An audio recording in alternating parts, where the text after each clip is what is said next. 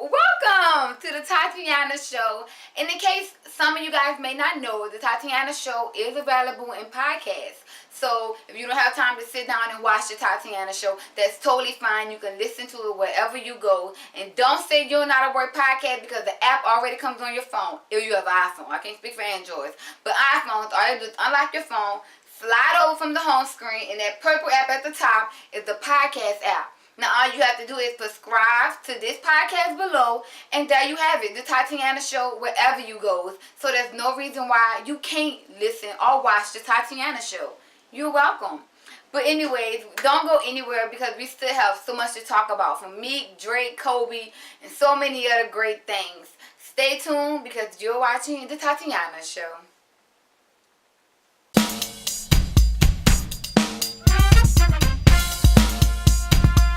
So amazing. So aside from the series, don't forget to tune in to the Tatyana Show, November 7th. Like it, some people move on past. Man, you have future plans of,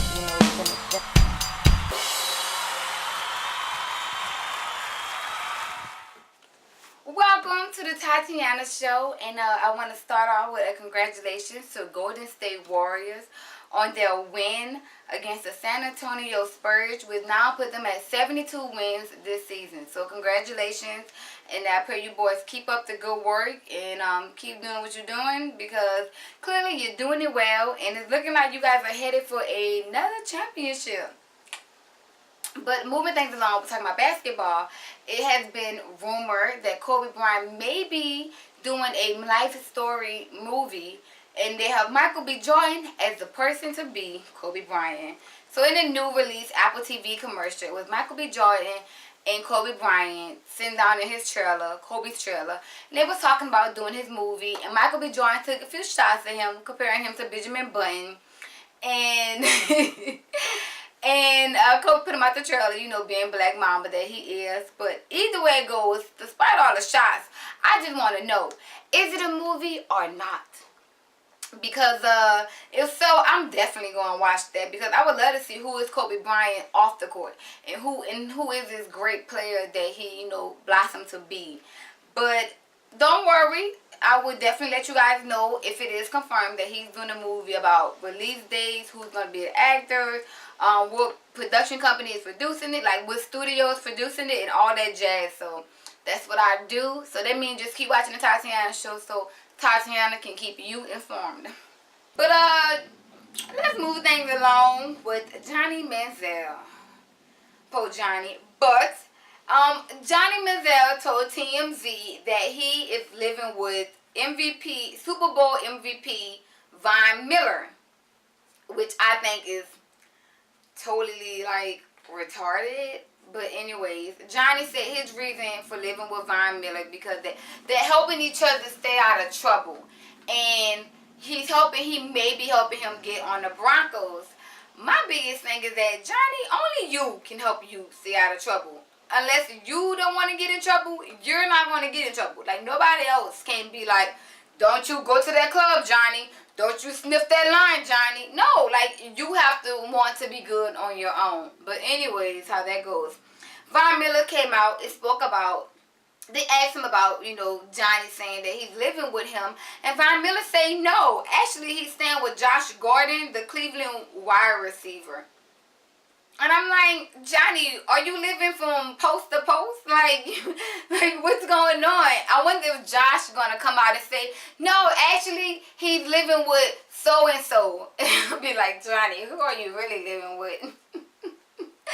But it is reported that Von Miller is helping Johnny get on the Broncos, saying that he may be a good fit for the team. And honestly, when it comes down to that decision-making stuff, I don't really think those players have that much say-so because they're not really the big players in those situations. It's the owners that really, you know, got the most say-so. So until Johnny get his life right, Johnny, it don't matter. You could be living in the same house with Jesus.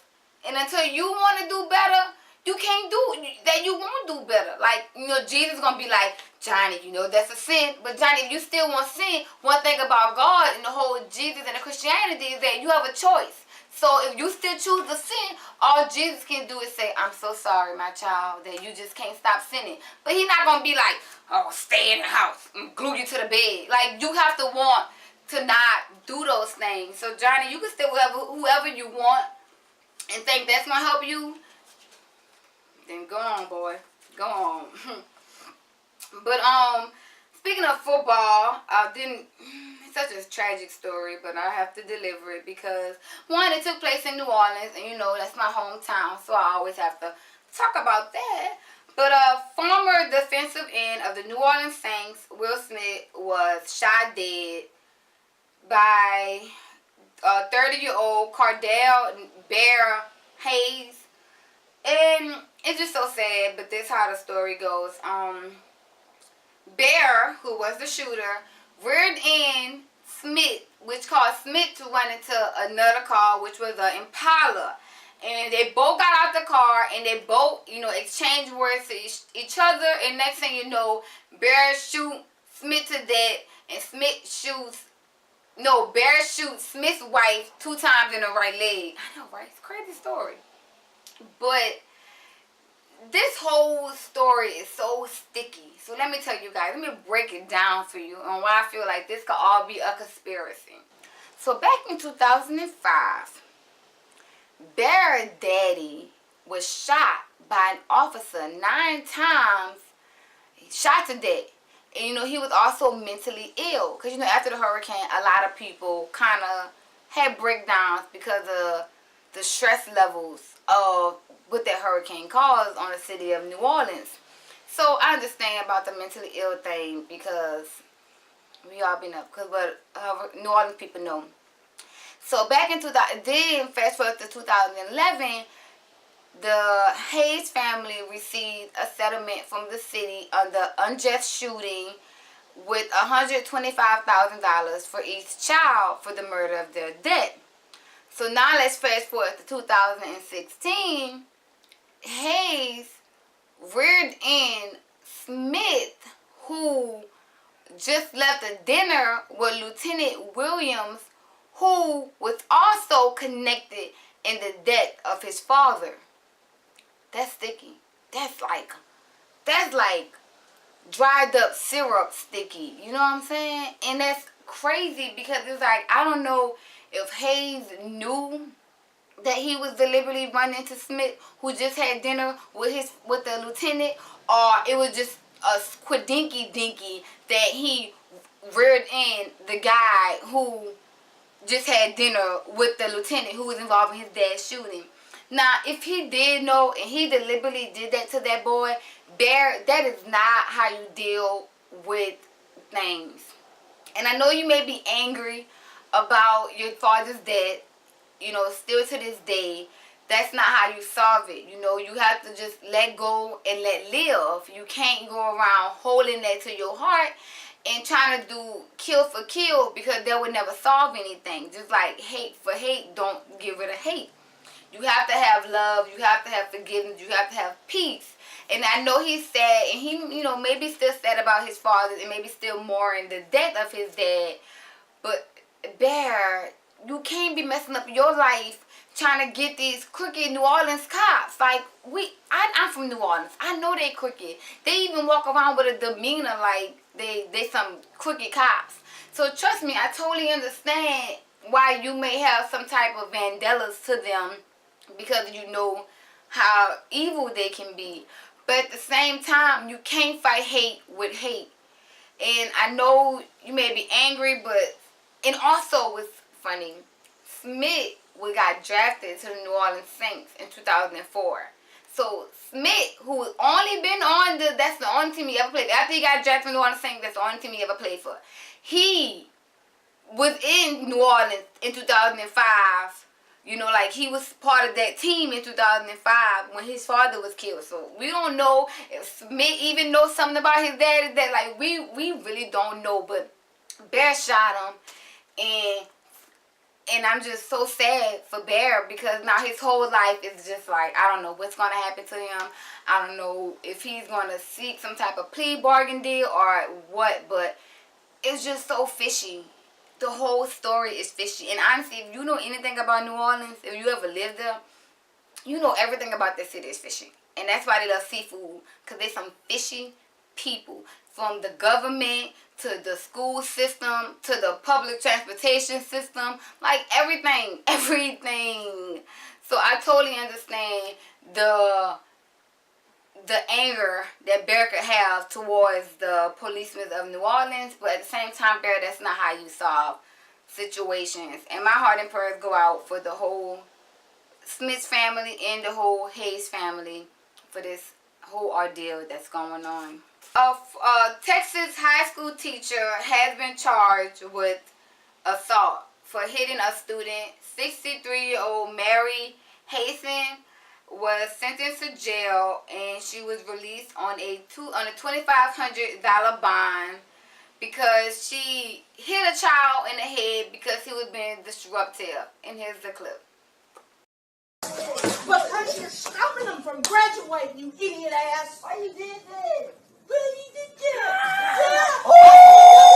As you see in the video, the boy obviously must have just was like, got on the teacher's vast nerve. And she just was like, ah! She should have gave him a love choke. In the words of Ebony Andrews, she just shook him. But she hit him, and it looked like the boy didn't even care. Like, he didn't even take no harm to the situation. But they arrested the teacher, and she was released on a $2,500 bond. And that I just pray she don't, these charges drop and she don't go to jail and nothing happens to her. Because honestly, you gotta understand that children are bad. Children will make you want to choke them. And for her to be 63 years old, she must have been doing that for a long time. She know what it's like, and she know how crazy it could get while being a teacher. And that I just pray that the best for her and her family. And I pray that people need to realize that children need whoopings. And this whole thing about you can't hit your child, that needs to be cut, released, gone, deleted, backspace, and everything else, because you need to hit children. I don't care what they say. Children are bad. And if you don't, and if you spare the ride, their child life is going to be crazy. You better not. You better take their ride and to that child. I don't care what they say. Like, kids need whoopings. Kids are bad. And also, they asked the other students about the teacher, and they said she's the cool teacher. So clearly she's not even like a malicious, racist, or hateful, angry, teacher. She just probably was just fed up and it got caught on camera. And I just pray that they drop the charges and this all be removed. And look how sad she look. She don't even look like she has never been to jail a day in her life. Poor lady. And it took her at the age of 63 to get arrested. But why couldn't that when I was 23, when I was young, and I could have beat somebody up? But now she's 63. Poor lady. But I hope the charges drop and she don't have to go through that whole crime, that whole system. But moving things along, on Sunday night, Future Entourage and Trey Songz Entourage was involved in a little shuffle at the Dress nightclub in Las Vegas. And here's the video.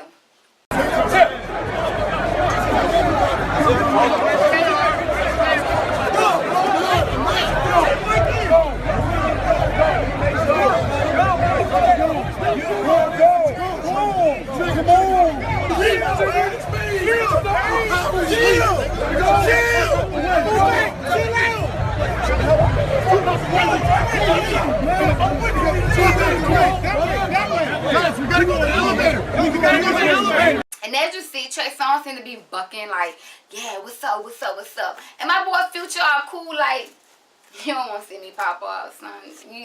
Let me just go. Let me just go before I just, ruin my career. And here on Tatyana Show, we are Future Hive and Beehive members. And if you're not, that's totally cool. I don't, try to force anything on anyone. But Trey, you don't want it with Future. Like, don't even try to bark up that tree, because that's a tree that you can't climb, baby. Stick to people like, I don't even think you can handle Chris Brown, to be real, because Chris Brown kind of crazy. But stick to Drake. Y'all both from Canada, and both of y'all emotional. So, that's your fight, not Future. But either way it goes, that the situation happened, and they said no one was harmed. and they both left the nightclub because they both was performing there that Sunday night, and they both left in peace. And if I was Trey, he better not try to keep this going because I believe Future got them goons. You know, Future is a straight hood guy. You know, it's like, boy, you don't want it. Trey, you don't want it. But moving along, to all my Meek Mill fans, be on the lookout because the Philadelphia rapper would now be allowed to release music, but under one condition: if it's it has to be on a not for personal profit platform. In a recent court order, the judge did allow for him to release music under the Protect His Brand. That was the argument, like that was for the case, and it won. But he could only release music that's on like free services like YouTube, SoundCloud, Spinderella, stuff like that. So to all my Meek Mill fans, congratulations! You now about to get a whole lot of free music while the months last. And I believe he's still gonna make some money. Meek's gonna definitely still make some money because people gonna go to his shows and you know stuff like that. And it's a million ways to make money. You gotta find you a hustle. But I'm just happy for Meek, and he's now allowed to make music, which he did release a little snippet of him dissing Drake on Drake's Summer 16 beat. So now since he did that, who knows what else he got coming out the woodworks of music dropping. So y'all be on the lookout. I'm on the lookout for you. And I'm going to let you know when he drop a mixtape or something. So y'all go check that out. But if you a real fan, you going to know anyways. Speaking of Meek Mill's enemy, Drake, he will be soon releasing Views on April 29th. He released it on his Instagram, a video, you know, giving us a short clip, telling us be on the lookout because April 29th, Views will be dropping. And I'm excited because I'm a Drake fan as well, and I can't wait to see what this album is like because Drake has been talking a lot of stuff and taking shots at a lot of people. So I'm going to assume this music is going to be shot fulfilled. But there's some other things about Drake. It has been reported that Odell Beckham was living at Drake's crib while he was working on the album. Now, I don't know what's going on with this men living with men stuff going on, but yeah, Drake haven't released a statement after that, but that's what they say. And, you know, Odell already kind of suspect to me. So, Drake, if I was you, I would stay distant from him. But that's all the information I have today on the Tatyana Show. Thank you guys so much for watching, and I'll see you guys next time.